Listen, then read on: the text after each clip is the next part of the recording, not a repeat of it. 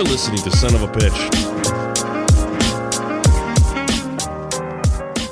Welcome to the crazy podcast that is Son of a Pitch. Michael Cuenca. I am joined today with the illustrious, the amazing, the wondrous, the highly ambitious, according to her friends at least, Johanna Dalman. Johanna, thanks for joining me. Thank you so much for having me. It's a pleasure. So I got recommended to have a conversation with you through our mutual friend, Este, the legend.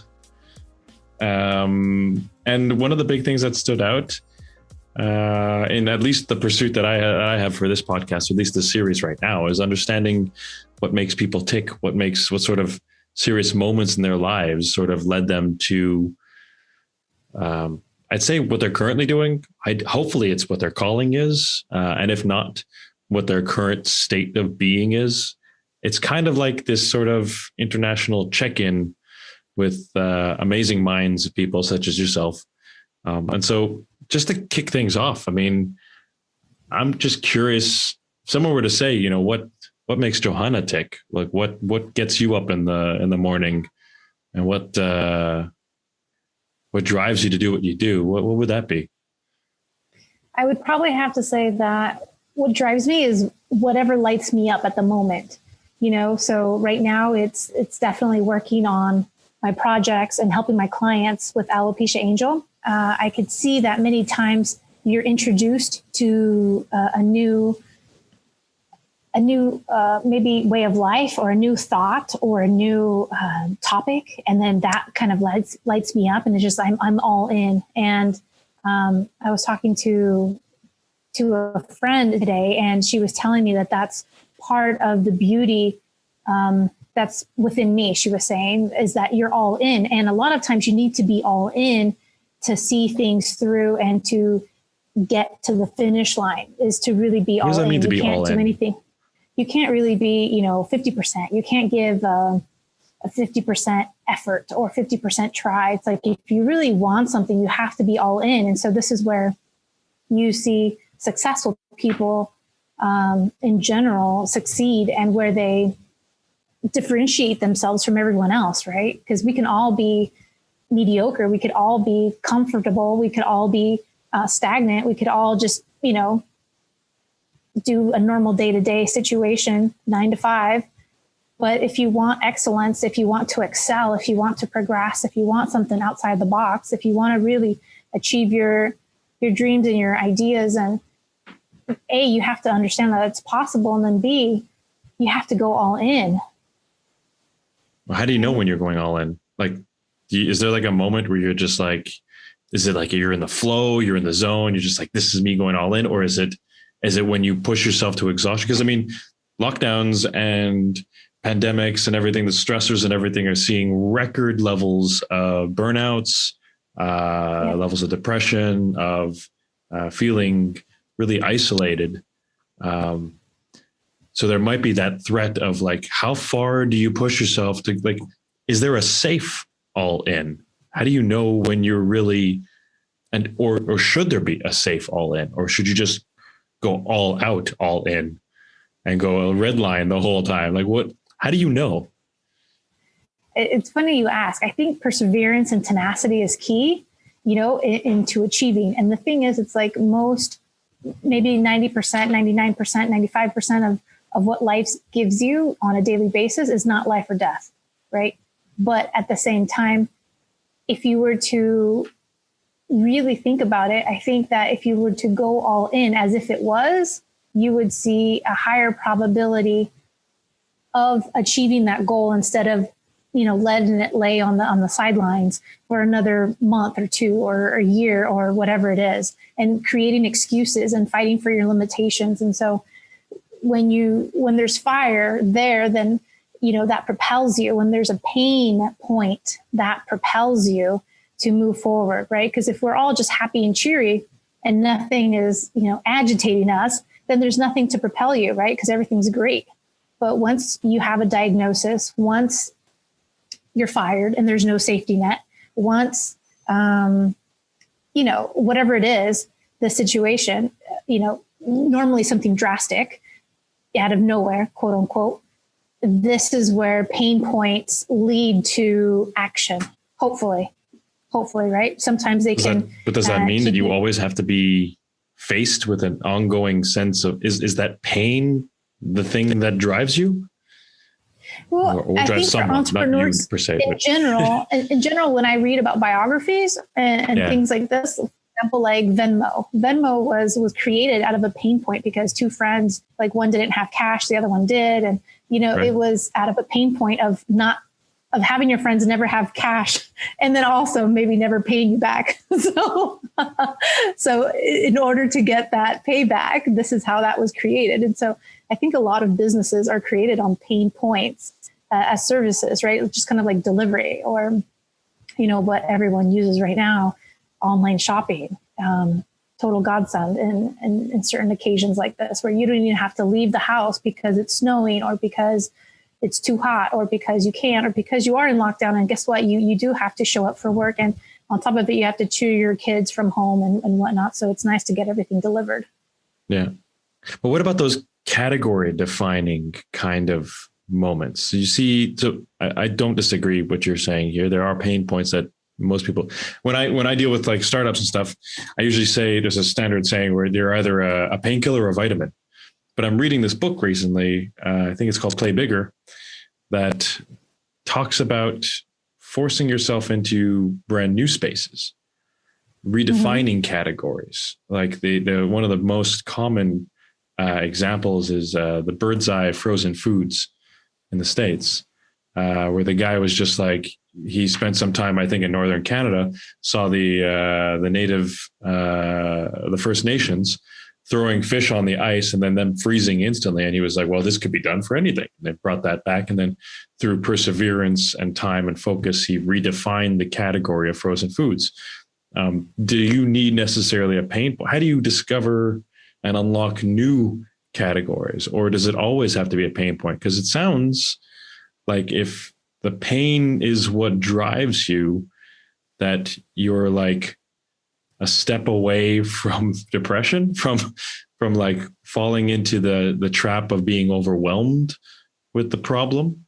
Although, you see what I'm saying? Or it could be this way, but at the same time, if you were to take a different perspective and see problems as a blessing and see them as an avenue to level up and to maybe create a new, improved you.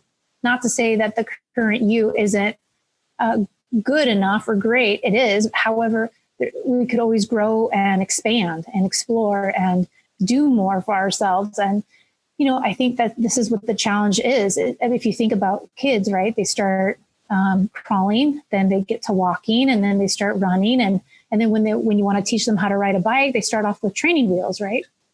And so from the training wheels, then they're able to ride the bike normally. And then, it just progresses from there. Then probably they'll get a Vespa or a motorbike or, and so I'll get a heart attack. You got a what? No. Does your Vespa come with airbags?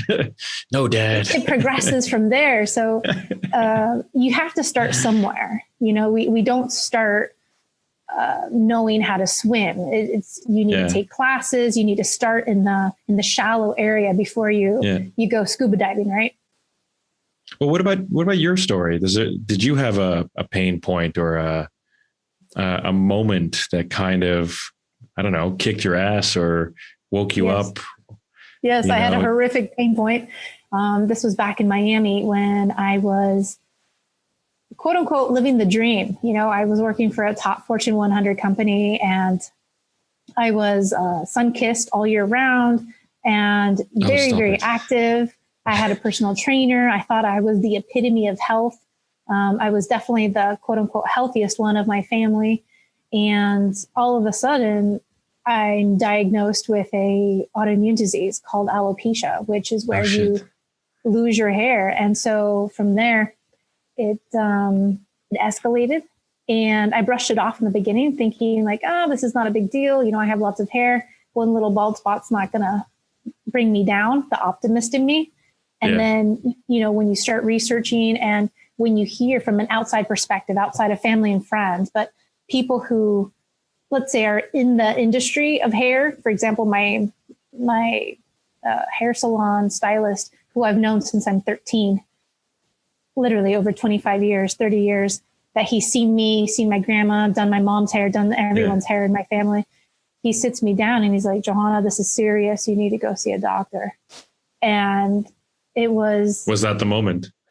It was the moment. It was frightening. It was definitely frightening because I had been pushing this off for like 6-7 months. Like, this is not a big deal. And yet at the same time, internally, my body was collapsing. Because the thing is with alopecia, it's more than just hair loss. It's a slew of other additional tag-along conditions and symptoms that just emerge out of nowhere. Wow. So you have digestive issues, you have brain fog, you have insomnia, you have fatigue, you have lack of motivation, you have all these other things that are weighing you down like this, almost like this rain cloud over your head. Yeah. And you can't really, well, for me, especially, I didn't really recognize myself in the mirror. Not on so you a went visual from one sense. day of like living, which is like the life, to all these things coming into like just smashing into you. It was a tsunami. Yeah, it was definitely a tsunami of sorts. And I mean, I feel for people who have autoimmune diseases, such as rheumatoid arthritis or MS, multiple sclerosis, or anything else that essentially, cripples you, your joints or movement or mobility, because that's a different level.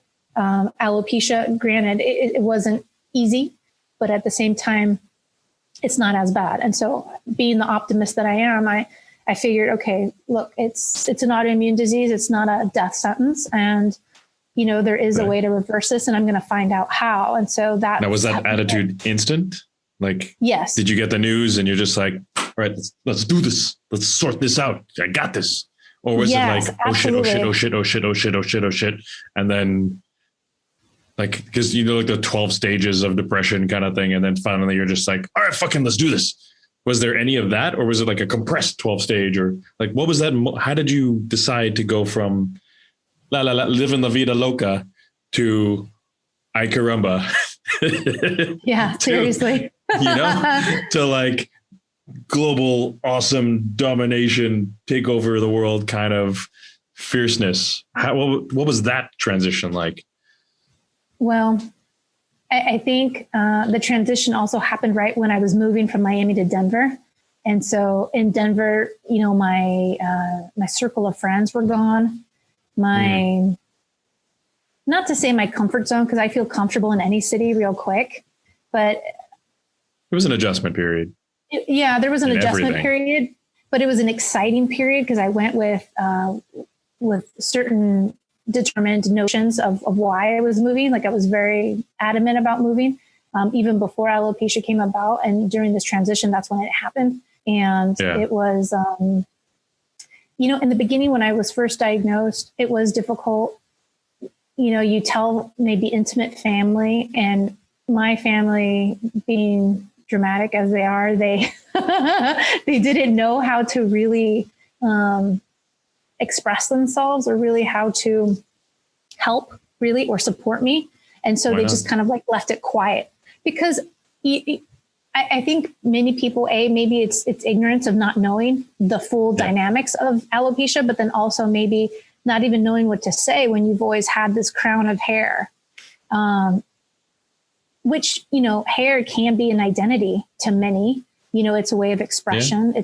It's part of, who you are. It's part of how you dress, right? It could be part of your fashion or your stamp, so to speak. And for me, definitely my curly hair is a stamp on me.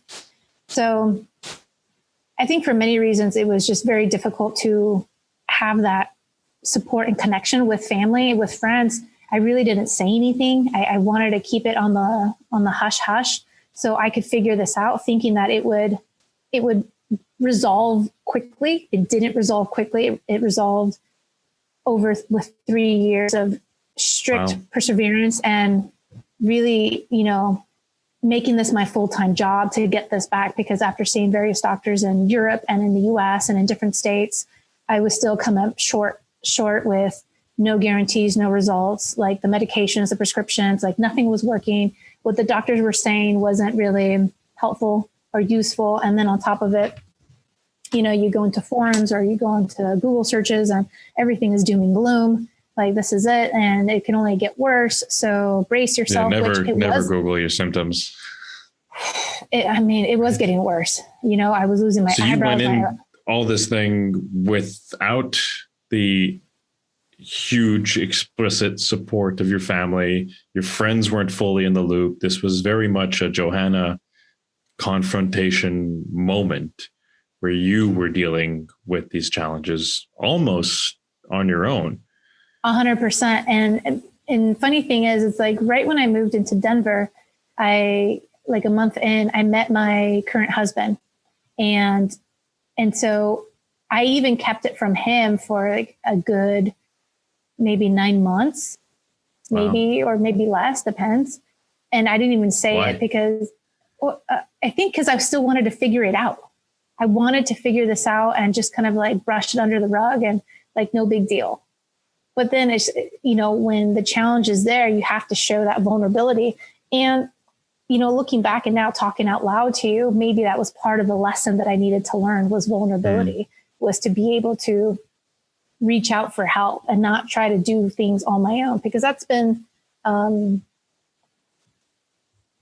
guess maybe a tagline throughout my life where, I can push through, I can muscle through it, I can do things on my own, and I've accomplished it. But it's just so much better and easier and supportive when you can open up and say, hey, I need help, or, and not just with a diagnosis, but even in business, you can hire people. You don't have to do everything yourself. You don't have to understand the video editing and the tech support and the customer service and everything else that goes with it. You hire people and you make this so much easier. And so that's been a huge lesson on my end, is to ask for help, to be okay, to have help. And now it's just, I'm all about it. I'm like, hire more people.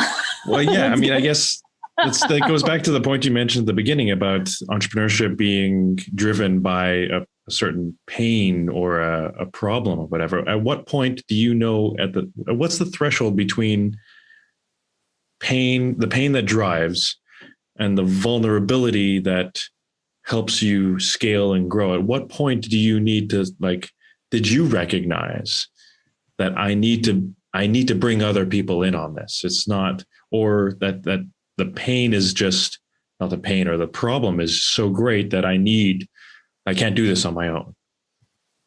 It's kind of a scaling question, if you will, in a way. It is. And I think in hindsight, doing it on my own was great because, again, it afforded me these life lessons that I needed to overcome. And I'm a huge believer that when life wants to give you a lesson, it keeps recycling them until you actually it'll give it to you. It off. Yeah. And so it will show up in different ways, whether that's through a parent, through a teacher, through a sport, through whatever it is, it'll come up again and again. And so I think the healing of alopecia was also a bunch of life lessons rolled up into one. One rolled up into one like to-go box. Right.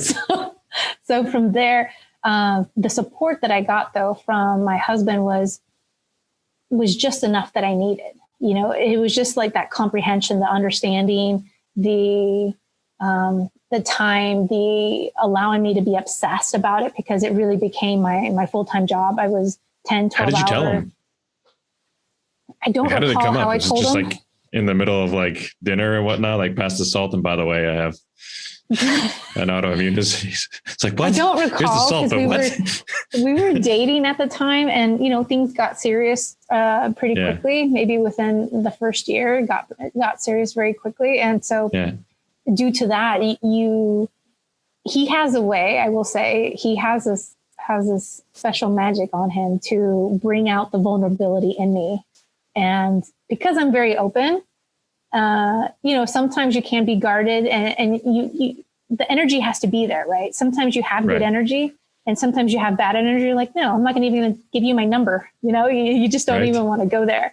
But then if you have good energy, then and you feel it, and it's like both energies understand each other, then it's like you can open up so much. And so he's been able to literally since like day 3 of us getting to know each other, tap into that. And he's been able to pull out so much out of me, which is amazing. But it was also, meant to be on so many levels. So it's a beautiful thing, because then you understand that he can support, he can understand, and he can almost anticipate what you need without you. Replicate that in like the business context, or is this purely a personal journey that then eventually leads to some kind of a business epiphany? Like, can you turn these kinds of not soul crushing, but soul defining moments into something that, I mean, you've made somewhat of a business out of it, right? You've a pretty successful business out of this whole thing, this whole experience.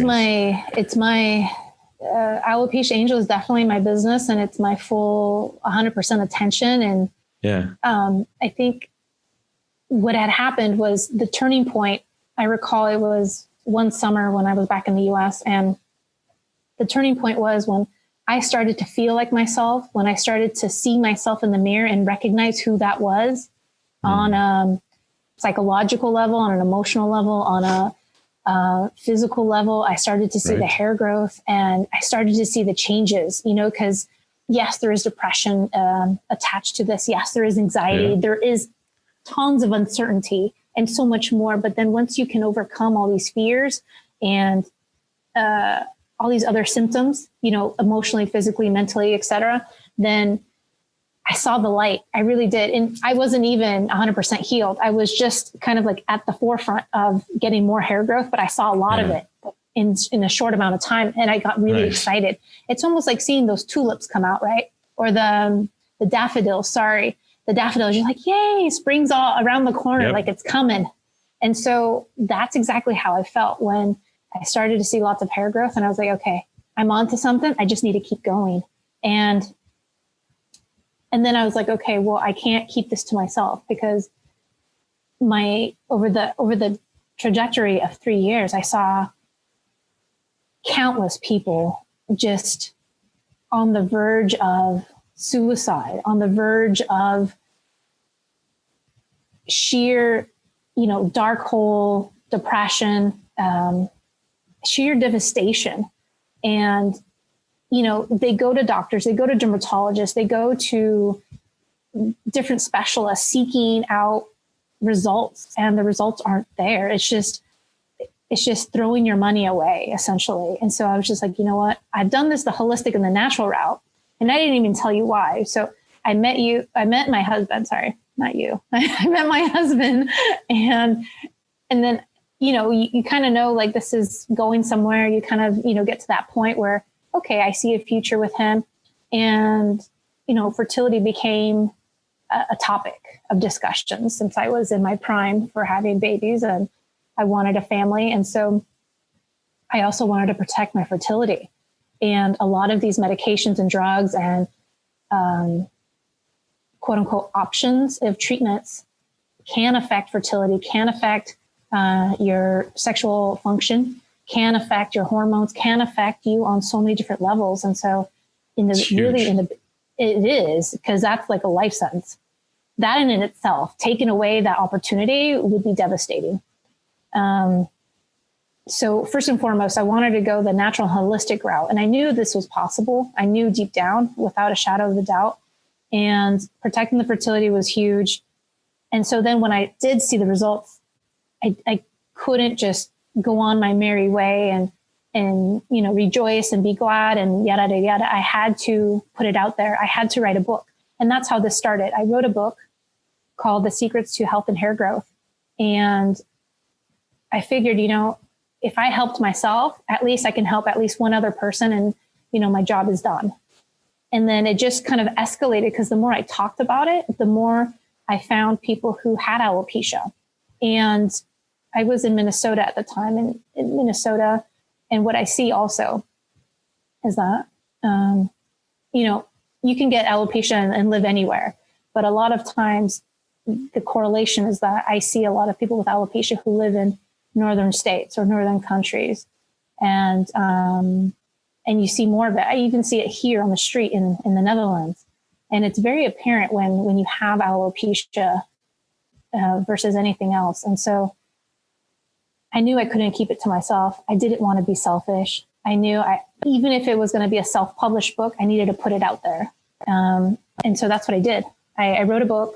I focused on that. I put it out there. And then on top of it, since I speak Spanish and Portuguese fluently, I figured I need to translate this and put it out there too, because if the information was so hard for me to figure out and to piecemeal this together in English, God knows it was just that much more difficult in Spanish or in Portuguese. And so I had to do that. And so that's where it started. And then little by little, you just kind of start growing and you start thinking, how can I help more and more people? And that's been kind of like the fire that fuels me, that gets me up every day. And I want to just help more and more people, because as a parent, I'm sure you could understand that if you had a child who was diagnosed with anything, but of course, including alopecia, you would just want to heal them. As a parent, you just want to make sure your kids are happy and healthy. Seriously, and, anything. And for someone, and the thing is, alopecia affects 80 to 85% of women. And so that takes a toll.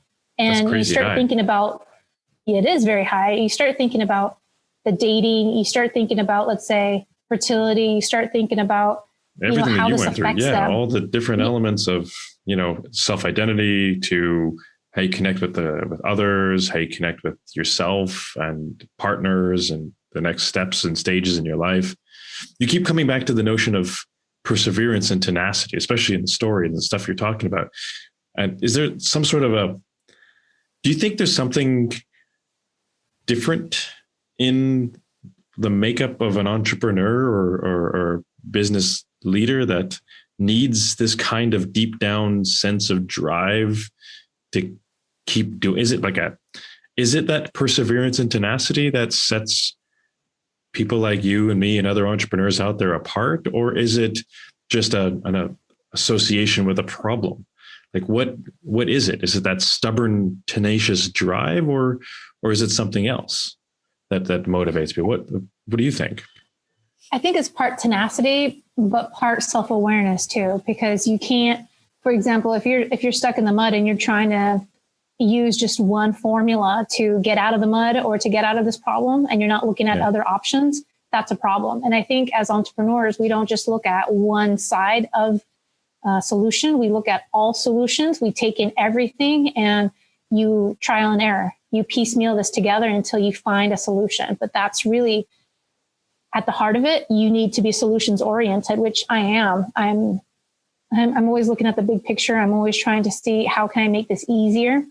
Yeah. How can I streamline this, whether that's in business? Between like entrepreneurs from the New World and entrepreneurs from Europe?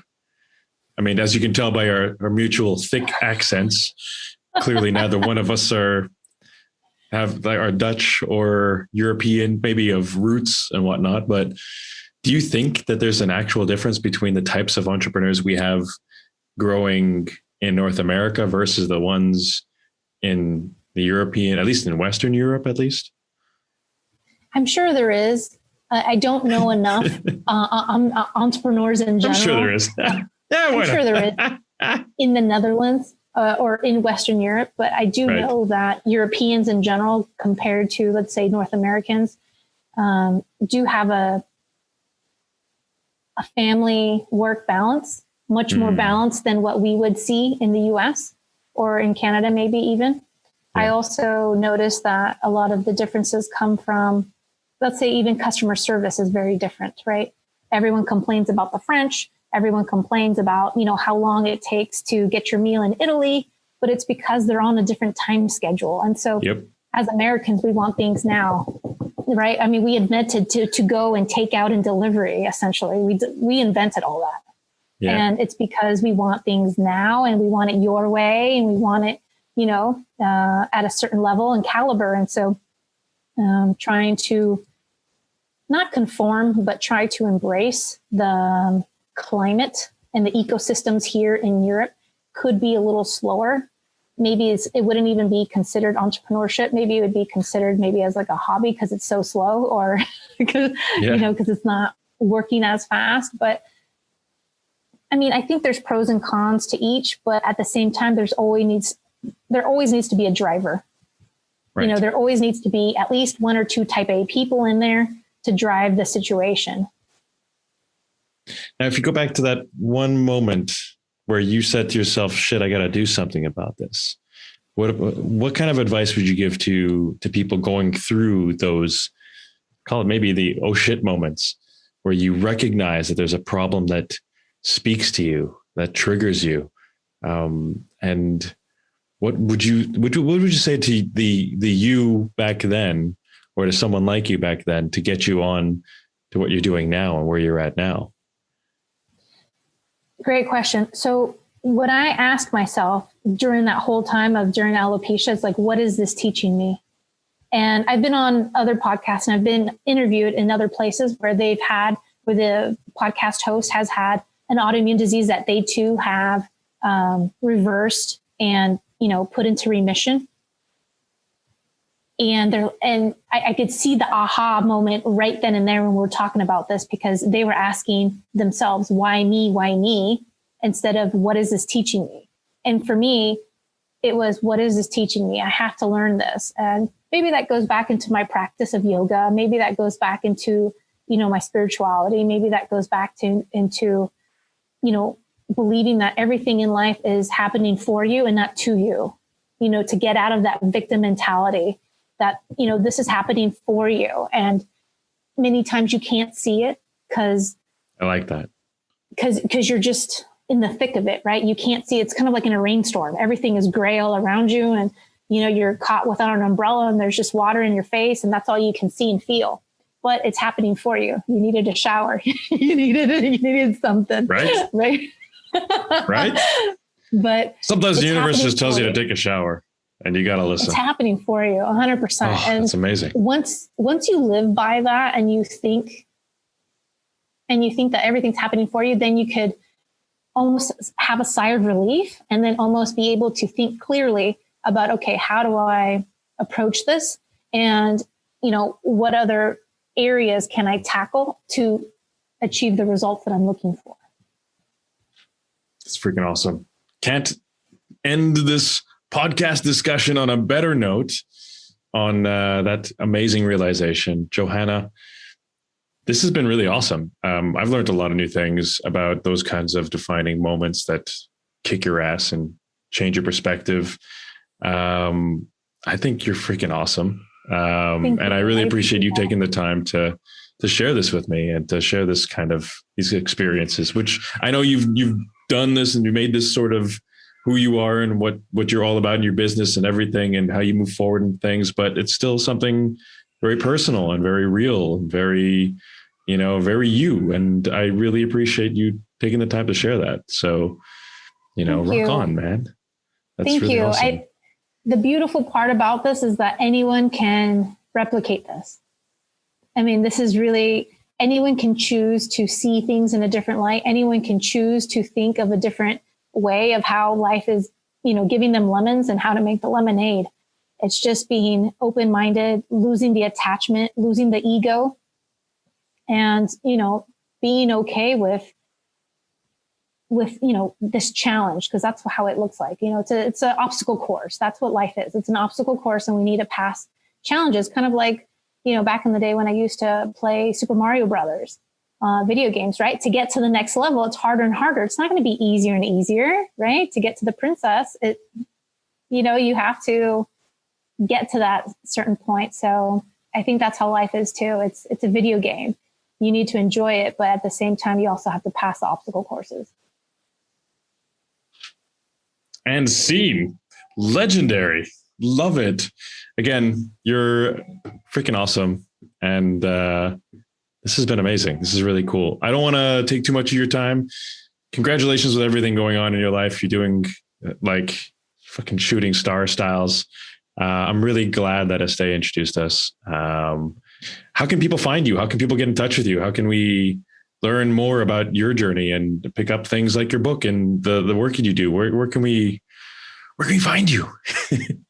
alopeciaangel.com. You can find all the information there. Contact me. I have a blog, websites, articles, courses, programs, books, everything that you may need. And I even have links to podcasts. So your link will be up there too.